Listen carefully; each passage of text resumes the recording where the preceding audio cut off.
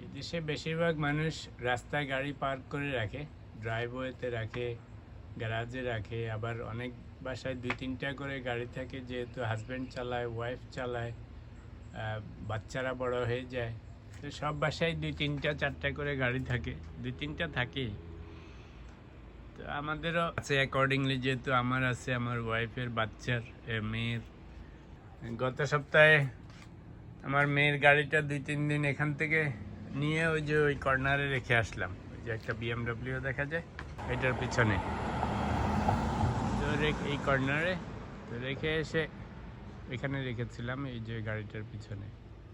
তো রেখে এসে আমি ভুলেই গেছি আসলে নিয়ে আসবো করে, আর এখানে আনা হয় নাই। আমাদের ড্রাইভারতে জায়গা ছিল। তো 2 দিন পরে কালকে আমার মেয়ে বের হচ্ছে, তো বলে, ড্যাড তুমি আমার গাড়ি ওখানে রাখছো কেন? আমাকে কেন? বলে যে পার্কিং টিকিট দিয়ে গেছে $50। তো মজার ব্যাপার হচ্ছে যে তা আমি আসলে ভাবছি এত নেইবারহুডে পাড়ায় টিকিট দেয় না, খেয়ালও করি নাই কোনো সময়।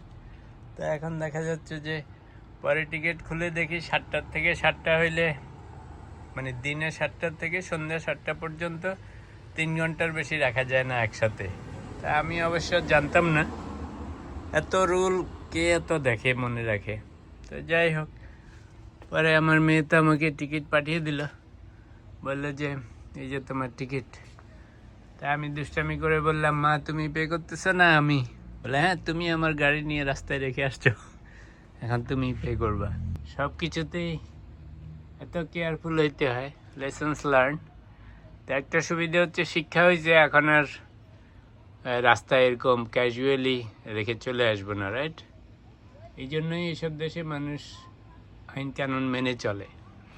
আরেকটা হচ্ছে যে এমন না যে টিকিট না দিয়ে বেঁচে যাবেন, আবার যখন ওই যে প্লেট রিনিউয়াল করতে যাবেন, নাম্বার প্লেট অথবা ড্রাইভার্স লাইসেন্স, তখন দেখা যাবে ওই টিকিটের ইনফো বের হবে। আজকাল তো সবই অনলাইন। তার মধ্যে আবার টিকিটই লিখে দিছে যে 15 দিনের মধ্যে দিলে $50, আর তারপরে দিলে $75, বুঝেন ঠেলা। তো এই হচ্ছে এইসব দেশের নিয়মের, আইনের দেশ। ক্যাজুয়াল হলে চলবে না রাস্তাঘাটে, ড্রাইভিংয়ে, ইভেন ঘাস কাটা। ঘাস যদি না কাটেন, নেইবাররা যদি কমপ্লেন করে দেয়, সিটির থেকে ফাইন দিয়ে দিবে, কি করবেন? তো ঘাসও কেটে রাখতে হবে, গাছপালা কাটতে হবে, সব কিছু সবসময় ক্লিন করে সুন্দর করে রেখে দিতে হবে। এই হচ্ছে ক্যানাডিয়ান লাইফ।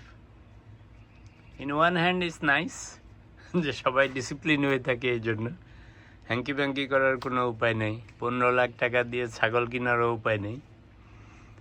যা নিয়ম মাফিক করতে হবে সেই নিয়ম মেনে চলতে হবে।